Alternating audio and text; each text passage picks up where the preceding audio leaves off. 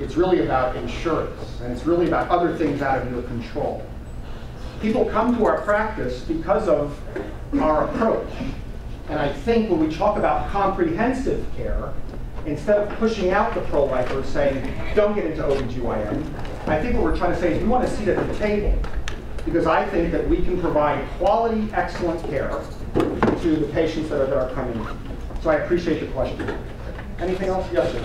Yeah, just curious, as we spoke so far, is there any distinction in your mind between the range? Can you speak up some, please? Yes, sir. I'll redo it. Is there any distinction? You spoke about people who perform abortions who have, no qualms about performing late-term abortions. Right. Is there any distinction in your mind about, abortion, people who practice abortions or pro-choice who, because there's legal, there's laws, there's legal rules in place to not allow abortions past a certain time point. Correct. And so these early abortions, or say even morning after pills, what are your thoughts on that in terms of the safety, or, I guess what I'm getting at is all that you had focused on was, these later term abortions, as opposed to people who practice early termination. The data on breast cancer is also increased for early abortions also. Well, aside from breast cancer, so I understand that there's, I have no qualms about there being a risk, increased risk for a certain thing, but if a woman comes into you and says, I understand the risks, and I still would like to perform this abortion, and the doctor says, okay, there may or may not be a higher risk, or the data shows there's a higher risk. Is there any problem aside from that with early abortions? I think the data on the mental health issues, you might have some questions there. I believe that on the medical abortion issue, you kind of have getting the morning after pill and what have you. There's data out of San Francisco and data out of Great Britain that does not decrease abortions. I think that the mental health issues of having a woman pass the products of conception in the privacy of her own bathroom, I think has really backfired. Once again, from the life perspective, this fetus, or this embryo, is human, and it's a part of my family. It's part of the genus. It's part of us. It's part of the human species. And so therefore, I don't think killing or ending the life of one of us is a good thing. I also believe that the reason why people have changed their opinion on abortion is because the humanity has continued to stay there, despite what our ideology is. On the sixth, once again, people can go elsewhere to have the abortion. Once again, it's their choice. But from a medical point of view, I think there's still some risk factors there. So I appreciate the question. Yes, ma'am. There's another question. You talked about the studies on if a woman has an abortion, in mental health. Right. Are there studies done on, let's say, a woman wanted an abortion and then decided or didn't get one and didn't have the abortion, on the kids, on those fetuses who became kids, how their lives turned out? No. There's nothing. What's interesting is that there's no study to show that abortion improves the health of a woman or a family. I mean, not the woman, but for that subsequent kid. Because I think, at the ER, I've seen a lot of women, they're on coke, they're on meth when they're pregnant. That's not helping that kid. That's not giving that kid the same chance of life. No, understood. It's, and this is part of the abortion issue. The decisions that you make at 4 weeks, 3 weeks, 2 weeks of pregnancy, right? Women don't get pregnant and then go, hey, I'm gonna have an abortion. It's basically, is it the right time? It's a tough struggle for any of us here who've suffered either a pregnancy, an unwanted pregnancy or an abortion, per se. Trying to extrapolate into the future is a really difficult thing to do. We know that women who unintended pregnancies at 6, 12, early on in the pregnancy, 1 in 4 go on to actually welcoming that pregnancy into their life. It's a really tough thing to extrapolate down the road. But if you give me your name, if I can't find it, I'll I'll try to find that information for you. But I appreciate the question. Yes? There are some studies on showing the rates of child abuse have increased since the 1970s. So there's okay. We'll get some studies on that. Yes, ma'am. So you talked about some studies that suggest various risks for women to have abortion. It seems like a lot of them are correlative. And I guess I would wonder, there are obviously a lot of inherent risks in childbirth as well and in pregnancy that have been shown to vastly outweigh any risk that you might have from an abortion. So how do you deal with that? Do you think there's a need to maybe pose these risks but say, don't, also be aware that there are plenty of risks with continuing the pregnancy? Exactly. One of the reasons why I'm trying to present the other side here was because I think in most medical schools, you kind of hear one side of the data. American College says there's a higher risk with delivering a baby than by having an abortion. Mm-hmm. Do you once again, the oversight of the abortion industry in this country is pretty shadowy. What I mean by that is that when you look at data from the CDC versus data from Guttmacher, they have different numbers because only 45 out of 50 states have to report the abortion, okay? This is part of getting at your question. There's no data to tell us what the morbidity or the mortality is of having the abortion.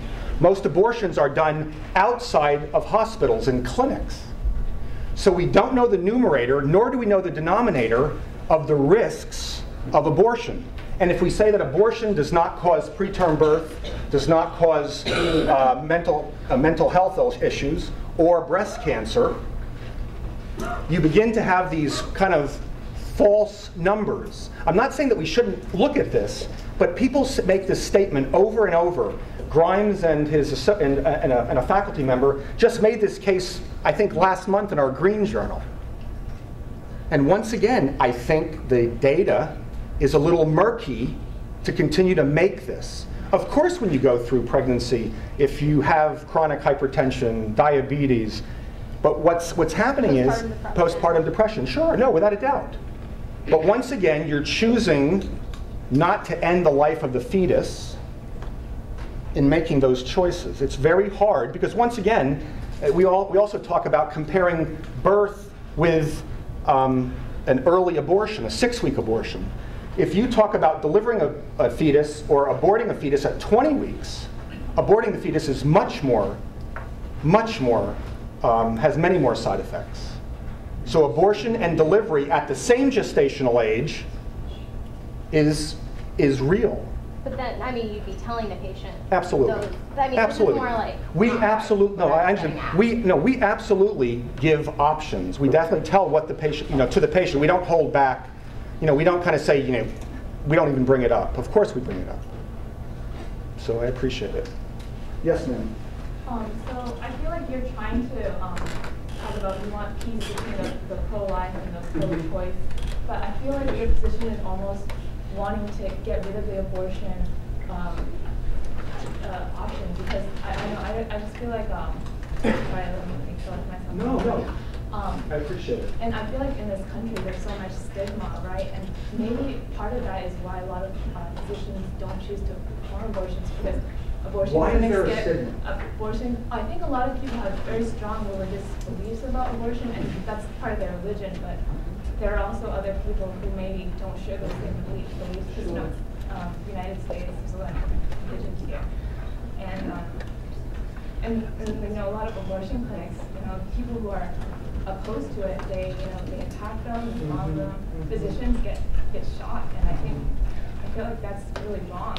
Sure, no, I understand. And I don't understand why there can't be more of just kind of a peace between the two. Like if your religious beliefs say abortion isn't right, that's your own thing, but like you're saying that abortion can't be more of an accepted thing, and measures can be taken to make it more accessible to those who want it and to make it more safe.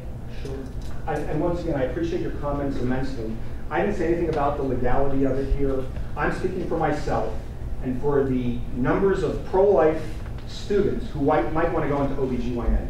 I think there is a place to practice excellent medicine from our perspective for women who really want comprehensive health care.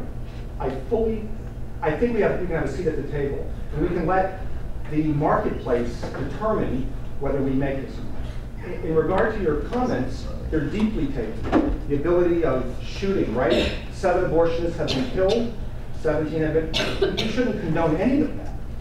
We shouldn't condone any of that. But the reason why I've been able to come is that this type of conversation, hearing maybe the other side of the argument, is the beginning steps of trying to build that common ground. And I deeply appreciate your passion and your question. And I, obviously, from my perspective, that's not my purview. The issue is, for me, is that it is a human life. I don't think it's a healthy decision. And we can try to provide alternatives to support you in that. For people who want to do it, it's their right. It's legal. They can go do that. And that's why we're trying to get beyond that political rhetoric. And so I thank you very much for that commentary, and I appreciate it. Yes, sir. So I think, I know for me at least, and I think for probably a few other people, there's a lot of stuff wrapped up in this, obviously emotionally. But then the message, I feel like, gets really watered down when you say things like, we have all this data that shows that there's increased risk for this and this and this and that due to abortion. And then you turn around and say stuff like, well, abortions aren't performed in hospitals, so the data's not good for us to tell us what the morbidity and mortality is. And things like, the college that regulates the statements on my profession says that if you don't want to perform abortions, you're not really welcome. But then you say only 14% of practitioners in your profession perform them. These seem like very contradictory statements, that all boil down to you have this belief, and I think it's a well thought and reasoned belief. But again, it's like this question here that we just got asked. I feel like a lot of times there's not room for both sides, and there should be. There is no common ground anyone's going to reach on here. These are personal beliefs. These are issues that everyone can decide for themselves, right? And you and I have no bearing on what anybody else thinks here about that, and I think that's fair to say. But I think it's confusing when you say stuff like that. We try to use data to back up things, but then we can turn around and say, the exact same data is not worth this other argument, though, that you want to make. You know what I mean? That's watering down the issue as far as this is a personal issue, data or not. And you know, you're right, spontaneous abortion and induced abortion they raise risk factors for certain things. They lower risk factors for certain things. I mean, we can pick all the diseases we want and show which ones go up and down, right? And you're right, it is hard to collect data on lifetime risk for a lot of these things. That's almost impossible for any disease, you know? Especially when you're trying to recruit people like this that probably aren't going to respond. What's interesting is that you're getting right to the point of the primacy of conscience. Yeah, exactly. Which is, and I feel like on both sides, not just from where you come, I think it's a huge problem on both sides. There is no middle ground that can be reached in people's minds. You know, and that's... What happens is the no middle ground... listen, I agree. The quote from the 14% abortion providers, only 43% of people responded. She polled 5,000 So then that's probably not a good statistic to use then. I probably wouldn't use it then if it's not a good statistic. Right. And so on both people on the life, that's why the data can be bantered back and forth. Agreed. That's why I started off with this idea of the primacy of conscience. And when people start saying, you don't have the right to do X because you hold this belief, you kind of not just narrow the intellectual debate, but you begin to narrow options for a very... So when My American College says there's no association, and the pro-life side would say, oh, there's thousands of associations. Exactly. They're both erroneous, and yet we both use the phrase evidence-based. Exactly. And guess what?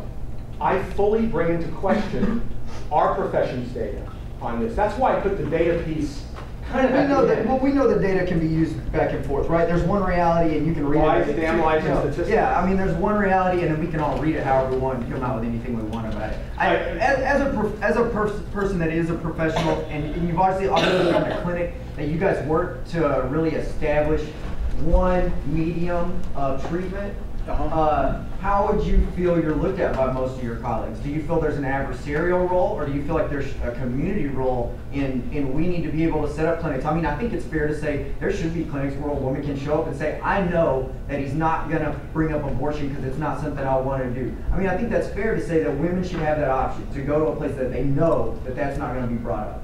But at the same time, I mean, how do you feel about, you know, the other side? Do you feel like there's a community that works together in your profession, or is it very adversarial? It can be adversarial, and I'm going to give you just a brief story. I had an 18-week demise, fetal demise. And the woman had a heart condition that I needed to do a D&E on her and not medically deliver the baby, deliver the fetus. I went to the abortion clinic and used their instruments to do the procedure. Abortionist takes a look at me and goes, what the hell are you doing here? You know, I don't agree with anything you stand for. So why are you here? I said, I told him what the situation was. He goes, I'll be damned. He goes, do you know how difficult it is for me? Because he's the abortionist, right? He goes, everyone dumps on me. All those Christian docs and all those docs out there who don't want to do this, they don't want this on their hands, they send them to me. A, it's good for business, but there's a part of me that's kind of cynical. At least you put your money where your mouth is. Somehow I believe that by communicating like this, by walking into the abortion clinic and saying, hey, listen, if you have a woman who's on the table who really looks like she's having a hard time, pick up the phone and call us. We'll be more than happy to take her. Now, this doesn't mean that I'm condoning what you do, because I don't. But you know what? Once again, man, we're trying to build a community that changes hearts, that supports folks. And once again, I think the fringes of either side to a degree can be, you know, there's this constant battle. But I appreciate your comments on this. Like, it's 10 after 1, guys. Anything else before I go? And thank you. Yes, ma'am. Just a really quick question. You spent some time talking about how breast cancer rates are higher in women who have had, do you know why that is? Yes. There's great developmental biology and genetics that support this. Like what? There are 4 types of breast lobules. Type 1 and type 2, type 3 and type 4. Type 1 and 2 are found early when you're born, you have only type 1 lobules. Okay? Type 1 lobules are very rudimentary, they're not milk producing, they have very few ducts. As you mature, your lobules go from 1s to 2s, so when you get pregnant, estrogen and beta HCG and human HPL begin to change those lobules. And this is developmental biology that's pretty standard. Okay. Because we all know that having a first-term pregnancy prevents breast cancer. Because once you start getting around 32, 33 weeks, what's one of the most common symptoms of a woman who gets pregnant? Her breasts start aging. The breasts start changing. Type 1 and 2 lobules, developing ducts. After about 32 weeks, those lobules change to types 3 and 4. They have more of a resistance against the estrogen receptor. Those ducts are beginning to learn to lactate, so to speak. At birth, you have high numbers of type 3, and after birth, they become type 4. They become permanently dedifferentiated into a lactation gland, much different than type 1 and 2. So if you interrupt the pregnancy, why do women who have preterm birth, less than 32 weeks, have a higher risk of breast cancer? It's because more of those cells are trapped in the rudimentary, in the more unstable type 1 and 2 lobules. And they are actually more susceptible to the genetic effects and to the changes in cell division that would then promote breast cancer. What's happening is that, you know, once again, these studies on breast cancer and abortion risks, abortion and breast cancer risks, sometimes they're not followed up long enough. You don't have enough years of follow-up to show, because if you have the abortion, it takes at least 10 or 12 years to develop the breast cancer. Same thing with smoking and lung cancer, right? And so what happens is that more cells are trapped in those dedifferentiated stages, putting them at more risk for abnormal growth, thus causing the cancer. Isn't that additive over pregnancy as well? The more weeks of pregnancy you have over a lifetime, the less risk of breast cancer goes? Correct. In fact, the Melby study that people quote basically shows that for every week of pregnancy, you have a 3% increased risk of breast cancer with each, the further along you are, the further along in the gestation you are, because of that very reason. Correct. So that's the biology behind it. Yes. Oh, I'm sorry. Yes, ma'am. Do you feel that there is adequate foster care, adoption options, and other resources available for mothers who probably cannot take care of their child, but... I know that there are waiting lists, so yes. I believe that there, in most communities, you have good, reasonable social services to help provide the adoption option. But once again, I've learned this abortion piece from my patients. This pregnancy is going to destroy my life. I can't have the baby.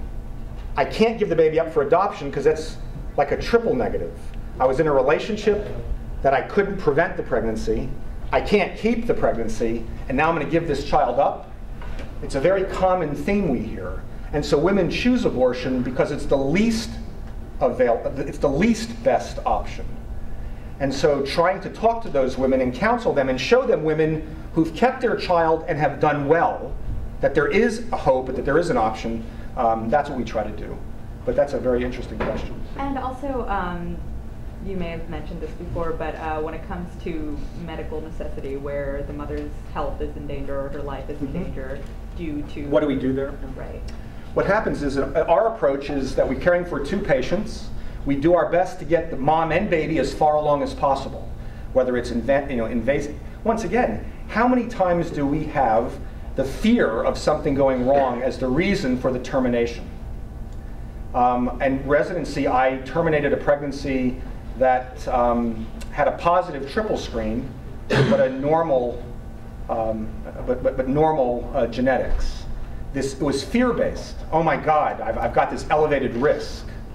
So we try to get mom and the fetus and the baby as far along as possible, caring for 2 patients. Sometimes it's not possible, and so you have to go to delivery. But our approach is never that abortion is the answer. We try to care for both. We've had multiple patients who've ruptured membranes at very early ages, 14, 16, 20 weeks. Many providers basically terminate pretty immediately on that. You know, the risks of lung immaturity, the risks of amniotic band syndrome. In our practice, we feel that we looked at the literature that a wait-see attitude is perfectly reasonable. Many women reseal. There's an increase in amniotic fluid with time from placental. We've had multiple cases where even though women ruptured their membranes early, they went on to deliver healthy children that were not just viable but thriving. What's interesting is that it was all kind of fear-based, and this idea that we can only take you so far. So there are options there.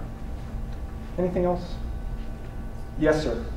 What are your thoughts about Planned Parenthood and the mission there?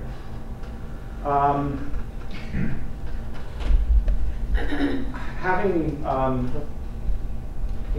worked and associated with them, I think that from their point of view, I think that they try to provide a viable service. On this side of the question, I'm not a big fan. I'm not a big fan, and maybe I will just leave it at that. Anything else? Thank you so much.